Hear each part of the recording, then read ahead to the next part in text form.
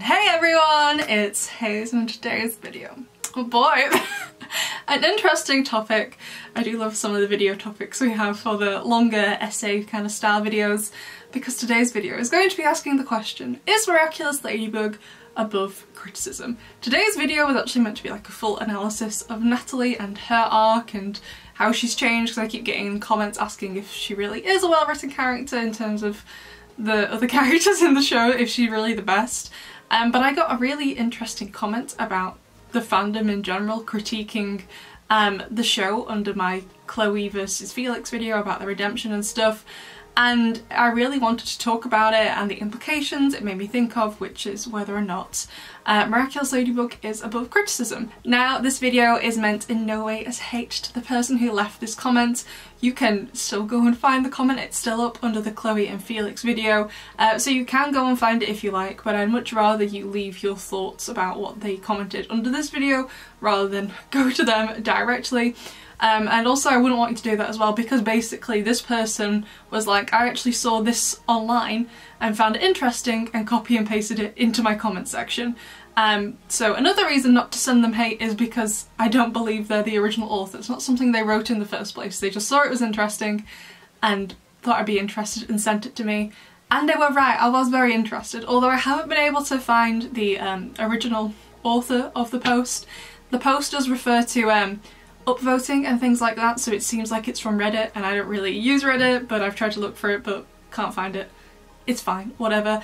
Again, if you see this post in its original form on Reddit or wherever it was originally from, please do not send hate, let's discuss it all in the comments, and do not say anything to them, okay? Just leave it, okay? They saw it elsewhere, it was on Reddit.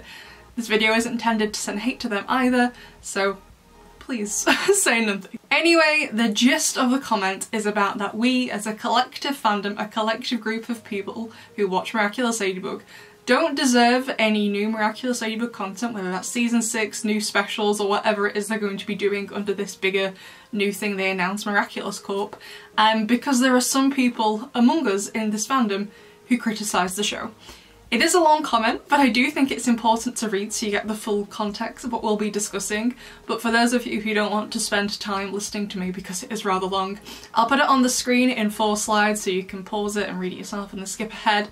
But I will read it out loud too, because I know not everyone looks at the screen. They just have videos playing in the background, or they may have a visual impairment, which means they can't see it. But I definitely do think it's important we all read it, so we know what we're actually all talking about. Although I will be skipping any of the y'alls and saying you all instead. That word just really isn't in like the British vernacular. I feel a bit weird saying it, so I'll just replace them with you all instead. I feel a bit weird saying it. So let's start. So it's come to my attention that not only a new special, quite a few actually, are in the works, but also a game plan to build a company around producing Miraculous content. And while this is a big win for the franchise and people who watch the show, I'm gonna give it to you straight. We as a fandom don't deserve it. Let me explain. First, a disclaimer. I'm not saying all of the fandom is horrible. I've actually known some good and genuine people who actually like the show, or even if they don't love it as much as others, they at least respect what it wants to be. There's some good people in the fandom, and I want to point this out because the rest of this rant is basically an intervention towards the opposite end. I'm not pointing fingers, but they know who they are. Now, as a huge fan of the show and one of its biggest supporters, why do I say that we don't deserve something like this, especially when I and many others aren't associated with the toxic side of the fandom? Well, once upon a time there was an angry mob who constantly knocks on the creator and the crew's door to tear them down. The end. In all seriousness, yeah, after the constant negativity and harassment on social media, I'm honestly surprised Thomas and his team still want to expand like this, especially after the hell you guys put them through. Again, not pointing fingers, but you know who you are. But this show's not good, they're wasting potential, he ruined Chloe's— shut up. Look, if you don't like the show, okay, valid. If you used to like it but you thought it fell off in later seasons, okay, valid.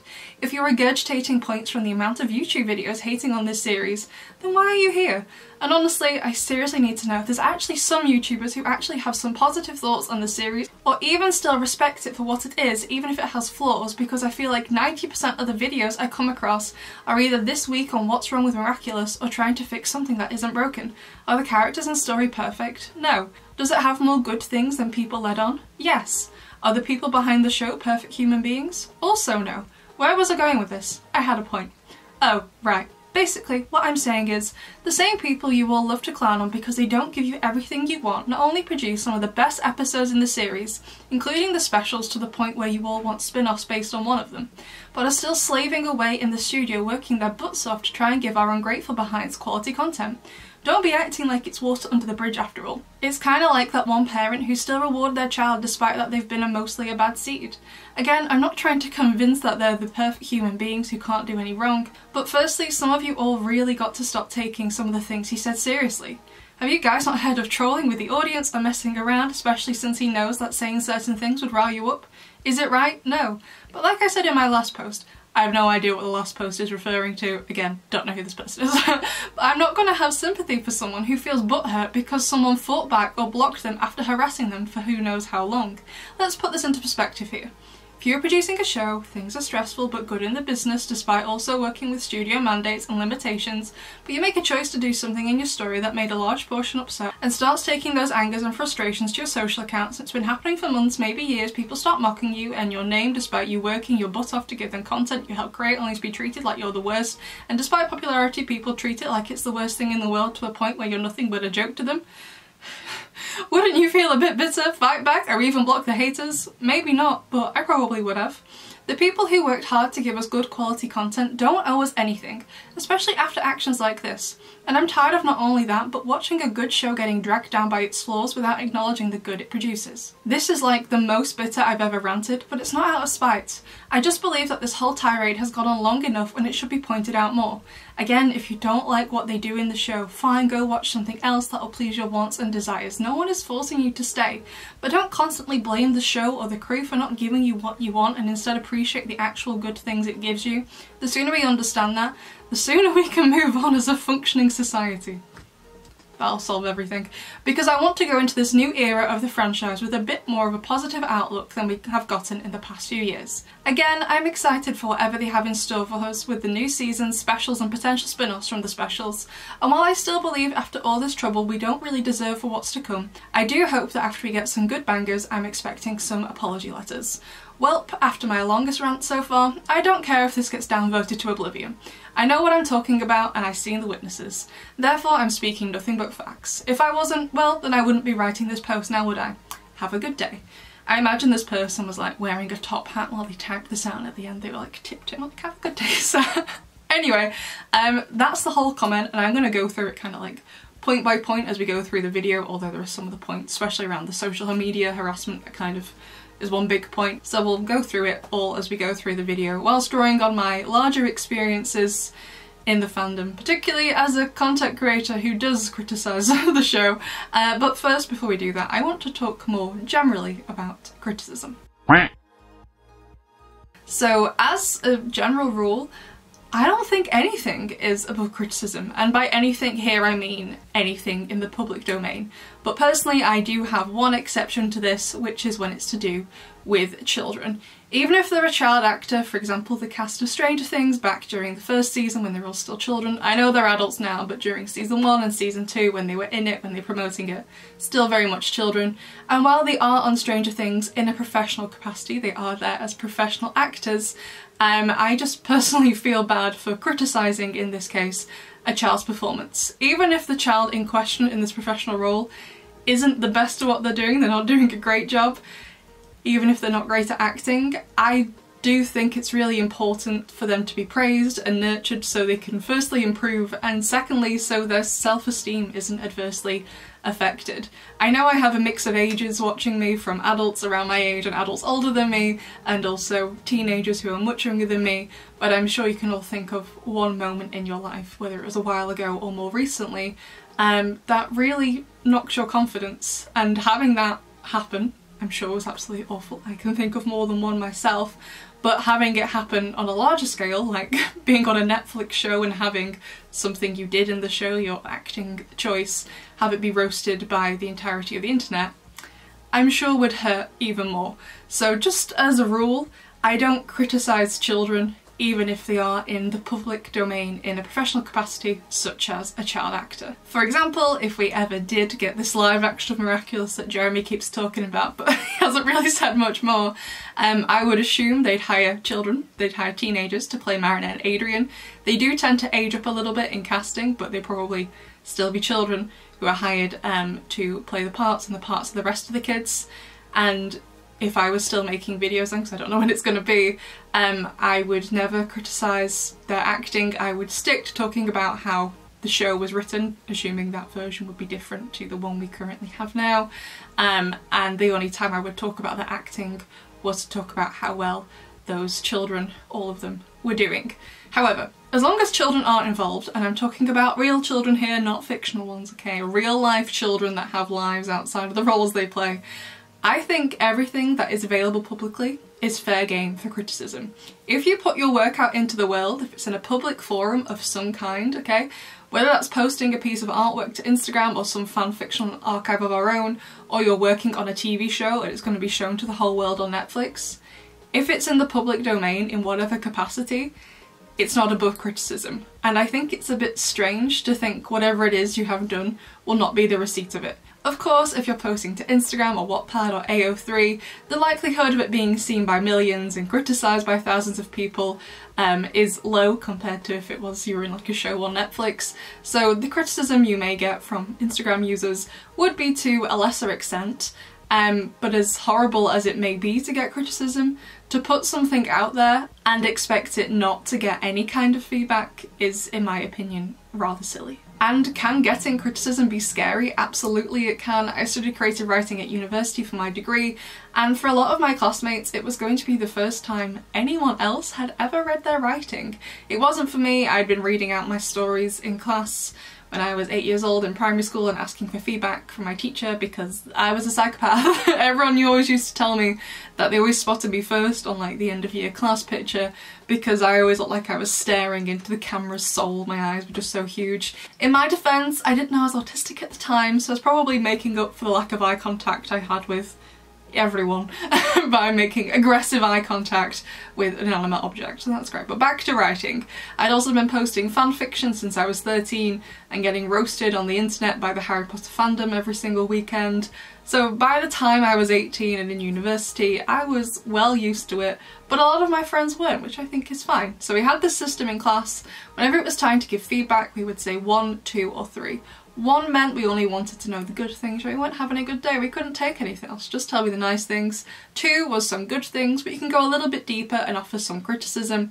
And 3 was go for it, tell me everything that's wrong with it, tear it apart if you need to.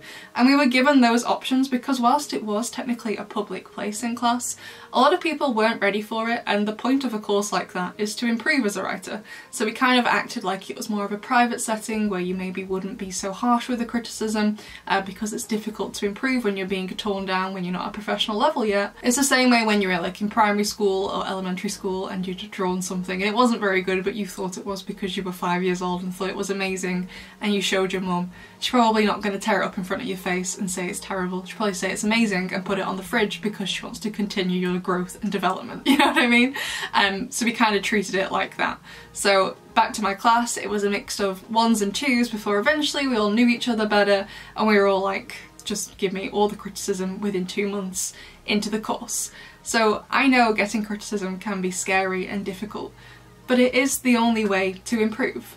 I know Thomas Astruc has said in the past that first of all he listens to the team around him, then his family and friends, and also his wider pool of professional colleagues in the business, but that he completely writes off any advice from fans of the show. And I think the entire notion of that is also silly.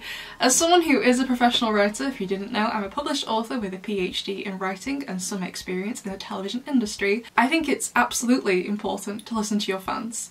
That's not to say though you should do everything they ask for, like if we were all suddenly like, oh my god Thomas, can we have an episode of Miraculous where they go to the beach, which not gonna lie, I'd love to see, but I understand that's probably never gonna happen because while that would be fun, it would be expensive making all the models and the landscape for it, the setting for it, also why would they be there? It doesn't really make any narrative sense at the minute. So I'm not saying a writer should listen to their fans in that kind of capacity, but if more than one of them is letting you know there is a problem with how something is written, perhaps you should do something about that. I understand something like that can't be retconned and by that point the rest of the season will be done, like if you had a problem with something that happened in episode 15, well it's kind of too late because the rest of it's done.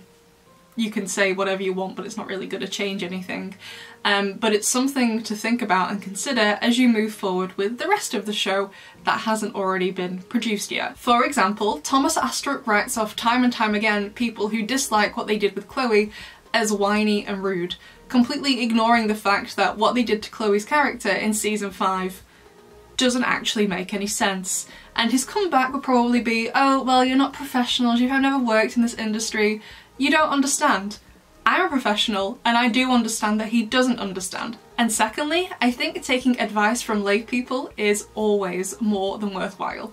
Lay people, if you don't know, is a person who is not trained, qualified or experienced in a particular subject or activity. So in terms of, for example, animation, that I don't know a great deal about it, I've learnt a few things here and there about it as I've been making videos, but I'm certainly not an expert. I would never call myself an expert. I am a layperson in animation. However, I am an expert in writing, I have a degree in it, I have 2 masters in it, I have a PhD in it, I have been hired to write, I have a published novel. I am absolutely an expert in writing. And having a PhD in something, that literally means you are a certified expert in that field. And to be specific, I studied how we can use the commentary feature of the science fiction genre to tell stories about psychosis, schizophrenia and suicide to help reduce stigma around these conditions, specifically in the young adult genre and also specifically in Japan. And just by assumption, I think most of you are lay people in this field, since as of right now, I am the only expert in the world in this field because it's so darn niche. I like doing difficult things. So my mum, for example, is a layperson in this field, but I still found it really, really useful to talk to her about my research. And more than once she was able to give me some insight using her outsider's perspective, her layperson's perspective. I was doing this research, okay, almost every day for 3.5 years. I couldn't see the forest for the trees, had tunnel vision, whichever way you want to phrase it, but because my mum didn't have that attachment to the research the way I did, she was able to offer me other avenues to explore that I wouldn't have been able to consider. I think criticism and feedback and the opinions of lay people, the opinions of non-experts, is extremely valuable. Any book, any film, any TV show, whatever, it's nothing without its fans. And while I'm sure Thomas Astruc and the team do have a wider vision for the show that we obviously don't know as of filming this video, it's really going to mean nothing if the fans stop watching it because they dislike where the show is being taken, because the creator arrogantly refuses to listen to the feedback of the people watching it, the people actively fueling why it's getting renewed for more and more seasons, more specials and other projects. I understand the show can't change trajectory mid-season when the fans don't like it, I'm aware of that, but I do think it's honestly quite naive to completely ignore the people who watch the show and write them off as not knowing anything. Miraculous Ladybug is written by what I'm assuming is a team of professional writers, I hope. And I'm also assuming they're all adults. And as a team of professionals, and also as adults, they should be able to listen to feedback as just, you know, a sign of maturity first of all, and secondly, as also part of their job. That's what being a good writer is about, being able to receive criticism and listen. Miraculous Ladybug isn't a personal writing project they run on the side and meet up once a month in the catacombs to discuss, and they release episodes anonymously akin to Lady Whistledown in Bridgerton, although that would be really cool. It's a public show. It's not secret, it's not private, it's a public show. People are allowed to criticise it if they want to, because it's public. If Thomas or the other team members can't take criticism, they're in the wrong job, because it's part of being a writer. It's part of the job. Getting feedback, listening and improving based on the feedback. Anyway, that's the general points. No, I don't believe Miraculous Ladybug is above criticism. In my opinion, if it's in the public domain, unless there are children involved, nothing is above criticism. But anyway, now let's move on to talking through the comment point by point. Now, I quite broadly agree with this comment that there is a toxic side to this fandom, that the show can do nothing right and all they can say is negative things about it. But that's actually only one half to the toxicity, because the other half are the ones who have nothing but praise for it and the show can do no wrong. While the first half teaches hate no matter what, the second half teaches praise no matter what, and neither side is actually good, despite how the latter half seems to think they are. Neither side is able to think critically about the show, or more specifically a certain character, a certain episode, and they also aren't able to see where the other side is coming from. I'm not saying they automatically have to change their opinion when they see someone else's, but they can't engage with the other person's opinion in a critical way. They can't even see where the person is coming from, and they can't do it politely either. They just see it as conflict and it just devolves into fighting, which I think is why the fandom is in such a mess to begin with. I'm not sure how it started like this. I haven't been in the fandom since the beginning. I didn't start watching the show really until it was about halfway through season 2. It's when I started watching season 1, but I wouldn't have said I got involved with the fandom until really between season 3 and season 4. And I think whatever happened to get us to this place happened well before that. So I'm not sure how exactly it started, but at the minute it's definitely a case of neither side is willing to listen to the other one because they're both so stubborn, and they're also both lacking in major critical thinking skills, because absolute praise is just as bad as absolute negativity. So there's this massive divide between the show is amazing, it's perfect, oh my god, and ooh, the show is terrible. And neither side is able to fathom where the other one is coming from. Being absolutely positive about something is just as toxic as being absolutely negative. The people who blindly love the show are just as toxic as the ones who blindly hate it. A part of this post that really interested me is the line that says good and genuine people who actually like the show, or even if they don't love it as much as others, they at least respect what it wants to be. I'm not sure if I'm interpreting this correctly, but I'm not sure someone liking Miraculous is a decent measure of someone being good and genuine, but perhaps they just mean they're a good and genuine member of the fandom, as they like the show. But I'm unsure why you can't be a good and genuine member of the fandom just because you don't like every aspect of the show. Personally, as someone who would define themselves as perhaps not a good but definitely a genuine member of the fandom, because what other kind of psychopath goes to a whole other country just to go to the cinema, I don't like every aspect of the show. I love the love square, but only up until like Pretension. It was rather boring after that. I love Gabriel's motivation in the show, and I love a lot of the characters like Natalie. I think she's amazingly written. But there are also a lot of aspects I don't like. I think Felix is useless and quite silly actually. I can't take him seriously. The writing around him is bad. The writing for Chloe is borderline nonsensical after they made her look like a sadist in derision, but then she never exhibits that behaviour again despite the derision behaviour happening before everything else in the show pretty much. And I don't know what they thought they were doing in Revolution with her. The Lucky Charm is so strange at some points, like how it was a pan in Sentibubbler to catch a tarantula and wasn't actually used in the fights, and the balance between Marinette and Adrien in the show is awful, despite how we're repeatedly told they're equal, and I also hate how creepy Cat Noir can be around Ladybug, and the same goes for Marinette around Adrien. There's more, but I won't go into it. Point is, the show has flaws and I'm aware of them, but there are also other aspects I absolutely adore. Despite all of that though, I do genuinely like the show. In my opinion, you can still like something and acknowledge its flaws. For example, I love Major League Wrestling. Objectively, I know it's terrible. I know it's not top-notch quality entertainment. In terms of quality, I think it's one of the worst things I've ever laid my eyes on. But I still really enjoy it. It brings a smile to my face, okay? It is possible to do both, to thoroughly enjoy something, whether it's Miraculous, Ladybug, or Major League Wrestling, and wow, is it MLB, MLW? Crossover, please. But it's possible to do both, to thoroughly enjoy something and know it's not the best thing since sliced bread. I would describe myself as a genuine, but perhaps not good, member of this fandom.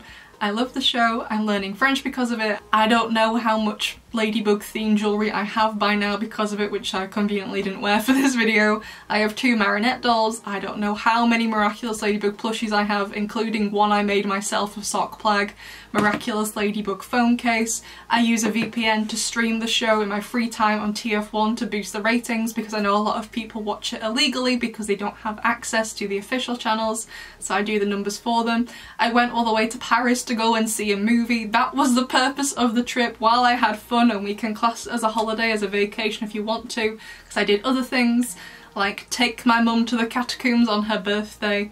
Like I said, I'm a psychopath. But I wouldn't have gone to Paris had I not got the tickets for the premiere. I was there to see a movie. As you can tell, hopefully, I absolutely love the show.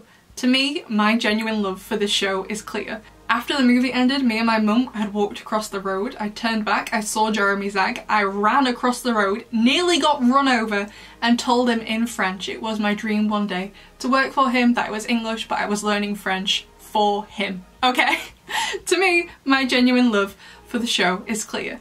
But that doesn't mean that I'm not, or other people aren't, allowed to critique it when the writing isn't good. And as for the second part of this little part of the comment, or even if they don't love it as much as others, they at least respect what it wants to be. I find that really hard to take seriously, because I'm not sure Miraculous Ladybug itself is able to reach what it wants to be. We've all watched the tone change over the course of the show. Just watching Volpina and then watching Recreation right after, you'll see how different the tone of the show is. Season 1 is very goofy, didn't take itself seriously at all, whereas Season 5 is much more serious at points and explores, for example, Gabriel's abuse of Adrian. I'm sure you can think of more ways it becomes more serious. However, the show's writers, in my opinion, really lack the skills to pull off any more serious aspects than that. I understand they're under limitations of what they're allowed to be shown for children, but that doesn't mean you just can't show serious things. It just means you need to be more creative with it to allow them to understand complex issues without breaking the rules for children's television. Like, it's entirely possible if they want to go even more serious, but the serious stuff of Gabriel abusing Adrian spliced with some of the really goofy stuff just really... I feel like the show isn't taking itself seriously. And I've got some really good examples of this. So there are 2 books I studied during my PhD, one of which was Challenge Deep by Neil Schusterman and the other is The Bone Dragon by Alexia Casale, which I'm hoping I'm saying their name correctly. Both of these books are for children, a similar age target audience to Miraculous, and like on screen there are also restrictions when you write for children at what can be shown. I write for young adults primarily, and whilst a lot of adults do read young adults still, myself included, but because children also read it, is a genre also aimed at children, I'm only allowed 1 curse word in any of my young adult books. So I tried to place it in the best possible place. It's quite fun actually. It's like, if you could put a curse word anywhere in the book, where would you place it? Where would it have the most impact if you're only allowed 1? So there are rules and regulations around it in books as well as television. However, both books deal with very heavy topics in a really unique way. So Challenger Deep is about a child experiencing a schizophrenic episode, but that's a really hard concept for anyone to grasp. I have psychosis and I do experience hallucinations, so I'd get it, but I know other people don't. Hallucinations are really hard to describe and get people to understand and to be able to sympathise with it. So instead of showing his hallucinations literally, like in the novel I Never Promised You a Rose Garden by Joanna Greenberg, which is really good as well, but shows it more literally, Neil Schusterman in Challenger Deep uses an extended metaphor of a submarine travelling to the Challenger Deep, which is the Marianas Trench, I think the deepest or one of the deepest ocean trenches in the world, to show Caden, who is the protagonist, how his schizophrenic episode slowly takes over and he loses himself to it. He loses himself to the trench, his schizophrenia. The Bone Dragon does something similar, but it's about abuse. The main character is a child, has been taken from an abusive household and since been adopted. However, when the book starts, it's actually been a year since she was taken from that place and been adopted. She's been with an adoptive parent for an entire year, and she's been so afraid of adults because of that past abuse that she spent all year with a broken rib. And as a result of the abuse, she hasn't told her adopted parents. So the book opens with her finally having an operation to get the rib removed, and her adopted dad helps her carve it into a dragon, which becomes a source of strength for her. The whole novel is about abuse, and you don't see a single scene of abuse. I'd really recommend both books, by the way. There are other amazing books for children that also showcase really difficult things, but if you want me to mention a TV show, since Miraculous is one, then let's go for a TV show. A series of unfortunate events. It is based on a series of books, but Netflix did an adaptation of it, which in my opinion is a really amazing, faithful adaptation. When I was a child, they did a film of it, and they kind of pushed together the first 3 books, and it was good. I enjoyed it. It had Jim Carrey in as Count Olaf. It was really good, I really liked it, and I think Meryl Streep was in it as well, but it wasn't as faithful to the books. The Netflix series is really faithful to the books, and you don't need to read the books to enjoy the show, But the books are children's books. I read it when I was a child. It was coming out when I was a child. And if you're not familiar with a series of unfortunate events, but as the title suggests, it's about a series of unfortunate events. The first book opens, The Bad Beginning, with these 3 children being told their parents have just died in a fire, that they are now orphans, and they spend the rest of the series being passed around different family members to take care of them, and they don't know any of them, including the first one, Count Olaf, who tries to marry Violet. Violet is the older sibling, but she is a child. She is 14 years old. A grown man tries to marry a 14-year-old girl to get his hands on their parents' massive fortune. Sunny, who is Violet's younger sister, and when I say younger sister, I mean she's a toddler, almost dies in the Grim Grotto, and Klaus, a 12-year-old, nearly kills a load of people in the miserable mill. And that's just to mention some of the bigger events. There are loads of other grim, horrible things that happen to the children or that happen to other people that they see throughout the course of the books. But if you've read the books or seen any adaptation of it, the whole tone of the show is absurdist. It's not funny or goofy like Miraculous is, it's absurdist, which is how it gets around these topics for that audience age. So there are so many ways to showcase more difficult topics to a child audience, but Miraculous Ladybug, in my opinion, lacks the skills to do that. So I do find it difficult to respect what it wants to be, because when it does try to come across as more serious, 50% of the time it just falls completely flat because of the goofy tone underlying it all. So it doesn't really respect itself to start with. Another point the comment makes is about social media harassment, and I would hope that it goes without saying that sending Thomas Astruc or anyone who works in the show in any capacity death threats isn't criticism. He or anyone else who receives them should absolutely block whoever sends them. So, death threats aside, which are absolutely disgusting, don't do that. While I understand it's not very nice to get criticism sent to you on Twitter, which seems to be Thomas's platform of choice, it's not nice to get it on something you've worked hard on. I then don't understand why Thomas then takes the executive decision when he receives his criticism, often worded quite nicely criticism as well, constructive usually, to then bully people? Bit of a weird choice, and sadly I am speaking from personal experience as someone who has been on the receiving end of his vicious words and vile behaviour for a tweet that I didn't even mention his name in. I don't even follow him, he just makes me irrationally angry, so I just stop following him. Okay, I only see what he tweets if someone else retweets it, someone else I do follow. I don't follow him. I try to stay away as far from him as possible, okay? So I don't follow him, I don't know how he saw this, I didn't at him in it either, but basically I found out that it takes 13 months to write Miraculous Ladybug, and the way it was written when I saw this other tweet, which I don't have a screenshot of, it made it sound like it was the first draft, and I was completely blown away in a bad way, and I'm like, oh wow, that was quick. No, I was like, oh my gosh. And I said in my tweet, it should only take 13 days to write that much, so 26 episodes, if you plan well enough. And in a short conversation under the tweet, I clarify I only meant the first draft because the initial tweet I'd seen was also only referring to the first draft. Because if you don't know, when you write for a production company like this, it's not a personal project, so it's going to go through several stages before the script has been approved and fully locked. But making those changes for 26 episodes, especially when those episodes are only 22 minutes long, shouldn't also take 13 months either, especially when they're desperate for them, so it was a bit strange.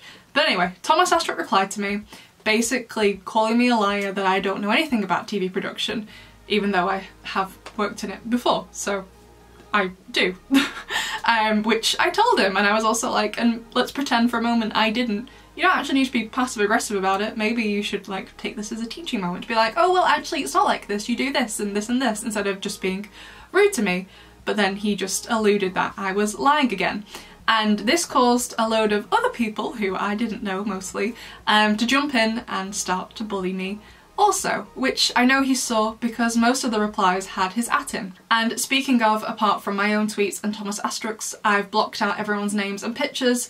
Please don't try and seek them out and find out who they were. They aren't worth your time, please don't do it. And also please don't harass Thomas about this either.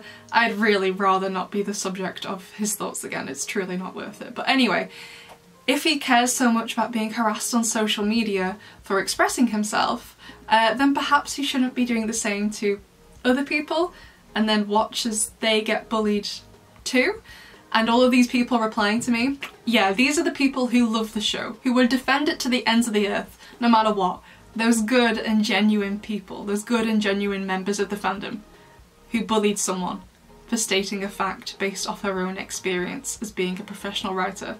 Now, before anyone says, hey, that can't be true, there's no way you could write a 26 episode series in 13 days, which if you're wondering is 2 episodes a day. It's possible. I'll show you how fast a screenplay comes together in a minute when you palm well. So here is the script I'm writing. It's actually a rewrite of representation, but I won't go into the story and what my plan is because not really the point of the video. But as you can see, we have the scene heading. EXT means exterior runway, the runway where Adrian's plane took off, and it's still nighttime. So Marinette is in capitals because it's the first time she's appearing in this episode. Please excuse the spelling mistakes. Spelling is not my strong point, but it takes like 2 seconds at the end for me to change everything. Same for Gabriel because he is the same time appearing. So those 2 bits at the top are the action, the silent bits where they walk around and you say what the characters are doing, and then you have Marinette in capitals. This is to let the voice actor know whose turn it is to go. Then in parentheticals, or the brackets, you don't need to do this for every dialogue line, is how they say it, so here is whispered, then is the line of the dialogue, and it keeps flipping between dialogue and action, and this is why screenplays come together so quickly, because you can see all the dialogue is centre aligned. We're halfway down the page already within a minute. Hi, sorry, editing haze popping in here. I've been having some major technical difficulties the past couple of weeks. I don't know what's going on. This part of the footage, the audio just decided to detach itself and it's silent, so I'll just say what I originally was meant to say in this part. So in screenwriting, a minute on screen is about a page of a screenplay. It's not an exact science, it's pretty a rough estimate, but it usually works out that way. If you've ever seen a film that's about 90 minutes long, the script for it will be about 90 pages long, roughly. So it's not an exact science, but Miraculous, Ladybug, the scripts will be about 22 pages long, 23, 24, maybe even 20, in order to make up the time. It's not exact, like I said, but it's roughly how it works. Oh, there's a cat. Anyway, so half a page took me a minute, so therefore if a Miraculous script is about 22 pages long, it would only take me roughly, again, about 44 minutes, so double the 22. So it would only take me 88 minutes roughly to write 2 scripts in one day. It took me less than 100 minutes. So giving myself a whole day to write 2 scripts when it would take me less than 100 minutes is over generous. So now head back to regular haze because the audio wasn't all for this part. So yes, I do believe it is entirely possible to write 26 episodes in 13 days. If anything, that's a gross overestimate. And while I understand that not everyone can write at that speed and maintain quality, it doesn't mean I'm a liar. It just means Thomas Astrup can't do it. I don't know how to skydive. Doesn't mean those who do know how to skydive are lying about it. The difference between someone lying about something and someone else but not being able to do that. They're not the same. Some of the nicer comments I got was that I'm an author. Writing a book is very different to writing a screenplay. And you're right, it is different. Writing a book is far more difficult. I'll show you that too. So this time we're writing prose instead of a screenplay. I'm just using Microsoft Word here if you're wondering what I was writing with before. It's a software called Celtx, spelled C-E-L-T-X. It's free script writing software if you want to try it out. It's pretty good in my opinion. I've used quite a few. So I'm just writing, this is a chapter of my current audio fic. We're only up to chapter 4 for you, but this is chapter 7. I've actually already written chapters 5 and 6. So this is the start of chapter 7. I don't particularly feel like it spoils much if you haven't read any of it, but yeah, as you can see, this is the top of the page. At the bottom is the plan. That's how I like to write my prose. I have a plan that I'm kind of following. So Adrian meets Marinette at the fashion house. So this first paragraph, he's arriving at the fashion house and he's having some thoughts. You don't get this in screenplays. This is why it takes far longer to write prose over a screenplay. This is 1 minute, writing at the same speed, but I'm writing a lot less because the form and style is so much more different. So that was 1 minute. I wrote a lot less, because much more goes into a novel compared to a screenplay. Screenplays are 20 times easier to write. I understand that people have different writing speeds and not everyone can ensure quality at the speed I write at. But just because I can achieve quality with my writing speed doesn't automatically make me a liar, nor does it mean I get to be bullied on the internet. Some of whom, by those people, like I said, are those good and genuine fans who love the show, who probably never send any hate to Thomas, but they would do it to others, including some of the people I met at the movie premiere I thought I'd become friends with. I won't name any names, but I wasn't expecting any of them to rush to my defence. I wasn't expecting anyone to defend me. I'm 27, I can defend myself. Those are my words, I meant what I said, I'm owning what I said. Although I did eventually delete it because I couldn't take all the bullying I got. The tweet got over 20,000 views. I woke up the morning after I tweeted it to over 100 notifications, most of which were horrible things being said to me, so I decided it wasn't worth it and I just deleted it. And perhaps I am in the wrong for doing that, but I decided being bullied for telling the truth just wasn't worth it when those people were committed to misunderstanding me. An example of this is I got a lot of people leaving comments like, you know how long it takes to animate something, right? It takes ages. And I was like, I never said anything about the animation, I said the writing. Like, if you forced a team of people to animate 26, 22-minute episodes in 13 days, I think they'd all die from being overworked. I didn't say anything about animation because I don't know anything about it. That's why we've been getting the new animation stuff. I've not really said much about it other than, here you go, what do the rest of you think? Because I don't know what I'm talking about. It said writing. But anyway, I wasn't expecting these new friends that I'd made at the premiere to defend me, but I also wasn't expecting them to bully me too. It's the main reason really why I haven't really done a video collaboration in months. Recently I did one with one of my moderators who I'm really good friends with, but prior to that one it has been months if you've been wondering, because I don't know who I can trust. So prior to this happening I'd done one collaboration with Miraculously Lazy and two with Cartoon Apocalypse. Lazy has only just gotten back from her trip and I'm sure she's got a lot to catch up on, and I'm sure most of you know by now that Aiden has kind of moved on from making videos. If he comes back, that's wonderful, but as of right now I have no idea. But because of these experiences, Aiden and Lazy, Stephanie, those are the only people I really feel comfortable with doing a collaboration with after that experience, apart from a few of my friends. All these good and genuine fans, along with the show's creator, have made me feel that way. And the overall comment we're talking about also mentions that Thomas also does stuff like this to troll and it's not meant to be serious. Yeah, I found it mega funny when the creator of my favourite TV show decided to allude to me being a liar, then a load of his fans decided to join in and bully me. That was really funny. As you can tell, I'm not a fan of how Thomas bullying people and being rude to people is written off as internet trolling. This adversely affected my mental health for several months, to the point that I only mentioned it in a live stream because I didn't feel comfortable talking about it properly in a video until now because of how upset it made me. And I'm 27 years old, a full-grown adult. In 3 years I will be 30, and it upset me. This is the effect it's had on me. There are people much younger than me that this has happened to, but Thomas being like this is fine because it's just trolling, remember? He's okay, it's okay, he's just trolling. It's fine, it's normal. It's fine. The comment we're addressing here says, have you guys not heard of trolling where the audience are messing around, especially since he knows that saying certain things would rile you up? Is it right? No. But like I said in my last post, I'm not gonna have sympathy for someone who feels butthurt because someone fought back or blocked them after harassing them for who knows how long. This comment truly is not the take it thinks it is, for defending Thomas for the horrible things he said, but condemns others for saying horrible things as well. No one gets to do it, okay? No one at all. As a professional writer, I know getting feedback can be hard. The week my debut novel came out, I was so nervous to read the reviews, and most of them said they really enjoyed the book, but they felt that the ending was rushed. So I did the natural thing, and I bullied all of them off Twitter. No, I didn't.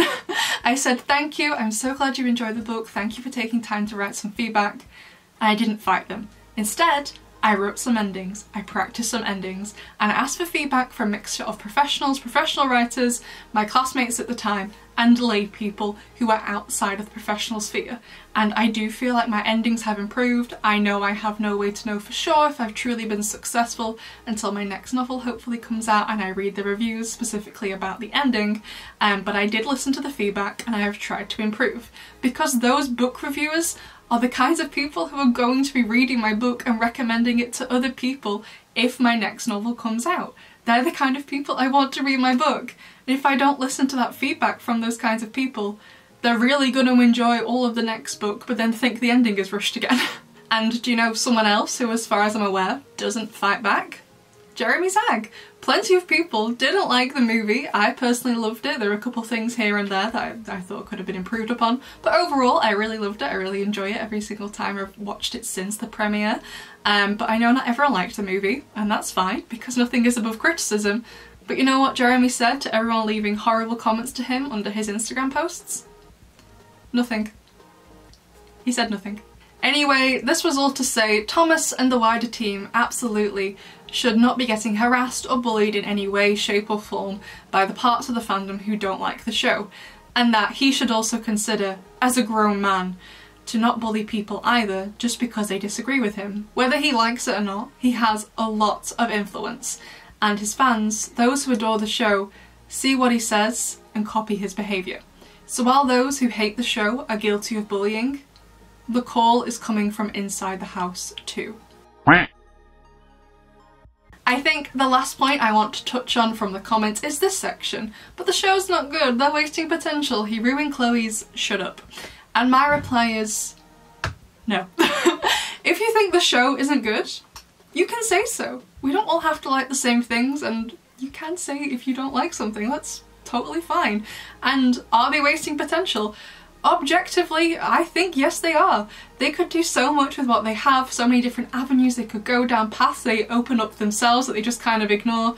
Like in Elation when Gaby Baby says, oh, Cat Noir has feelings for Marinette, I'm going to exploit that, and then he never does. In my opinion, it's pretty vital information. He could perhaps, you know, watch who Marinette interacts with in real life. It could possibly speak to Cat Noir's identity, but he, you know, doesn't do anything with that. Though, you know, or perhaps Ladybug in Deflagration when she sees the rings and she sees he's reconfigured them. Maybe she could do something with that. Nope. What about the Adrianette charms? Also no. Cat Blank? No. Marinette finding out Monarch's daddy's identity and representation? Also no. She waits 24 hours and then goes to the Agrest mansion to find Adrian because of a nightmare, not because of what Felix said, and re-finds out his identity. Alrighty then. I love the show. But I also can't gaslight myself into believing they're not wasting potential, like with all of Adrian's missing screen time when he's so valuable as a character. And one of the biggest wastes, referring to this comment, is Chloe. Whether or not you like Chloe is one thing, but you're lying to yourself if you think they haven't ruined her.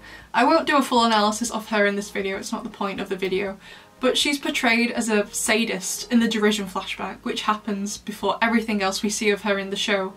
And then she's just a regular school bully after that, which doesn't make any sense in terms of the way Chloe behaviour changes, which we're told repeatedly, oh, she's beyond redemption, she can't change. Well, she obviously did, since she never did anything like that since Derision. And then Marinette experiences absolutely zero trauma towards her or Kim, which just isn't how trauma works, considering she's around the same people and in the same location, school and the pool, for the entire year prior to the events of Derision.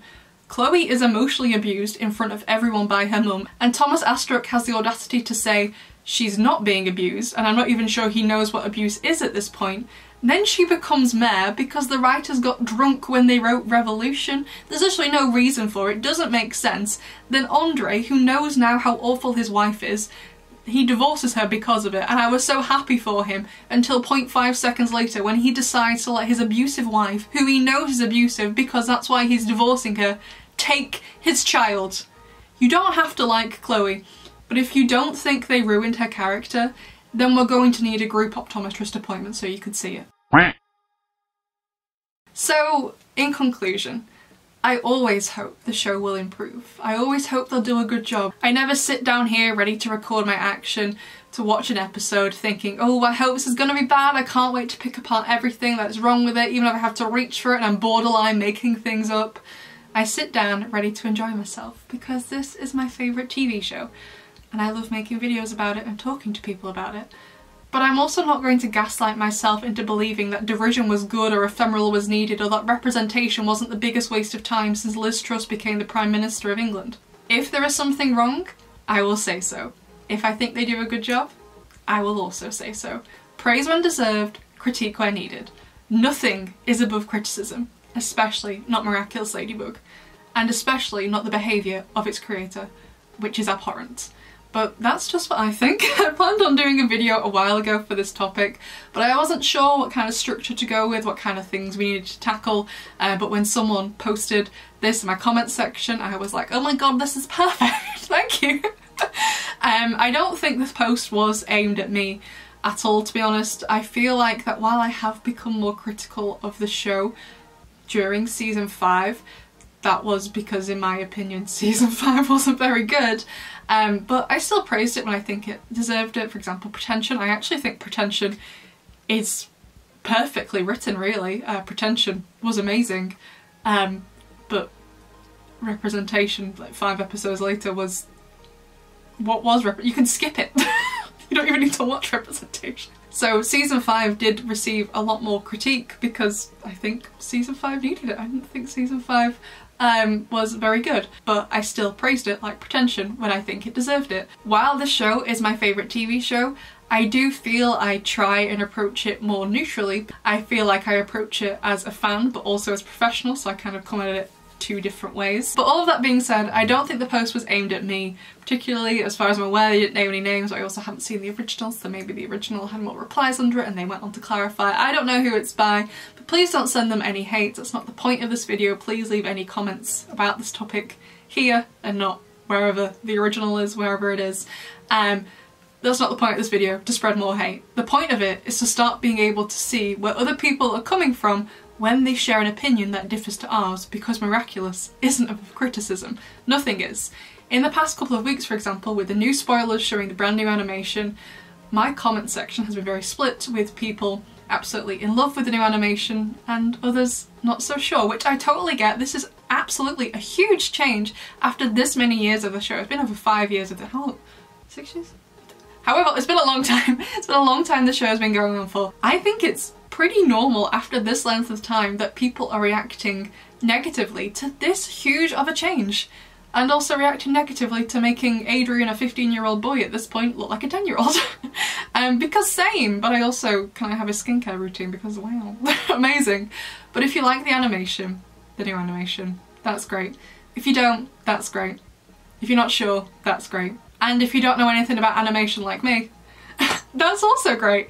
All of those opinions are valid and there's no need to insult people who disagree with you. Also the same with Marinette's new outfit. I've not kept it a secret. I hate it. And that's fine. If you love it, that's fine. If you don't know yet, that's fine. If you don't know anything about fashion, that's fine. All of these opinions are fine to have. What matters is how you express them and how you engage with other people's about theirs. Not only when I expressed my opinion about Marinette's outfits did I get really rude comments, but I also got ableist comments. I don't mention often in videos that I'm autistic, not because I'm trying to hide it, but because it's just not relevant. I'm not saying, hi everyone, it's Hayes, I'm autistic, let's carry on with the video. It's not relevant to mention all the time. So it showed me those people had watched enough of my videos to know that I'm autistic and used it against me. Because I don't like a shorts and tights combo. Is it really that serious that you have to call someone ableist slurs because they don't like shorts with tights and a weird blazer? Nothing is that serious, I hate to break it to you. Like I said, what matters is how you express your opinion and how you engage with other people about theirs, even if they disagree with you. And back to the post about criticising Miraculous Ladybug, even though I disagree with them, they are fundamentally, of course, entitled to their opinion. And I don't think they're entirely wrong either. This fandom is toxic, they're right about that. But it's not only the ones who dislike the show who are toxic. The ones who will defend it to the end of the earth and will bully anyone who disagrees with them are just as toxic too. But anyway, I think that's all I have to say on this topic. Like I said, please do not send any hate to the person who put this in my comments under the Chloe and Felix video. Doesn't seem like it was them who wrote it in the first place. They put like, I saw this, I thought it was interesting, and pasted it in.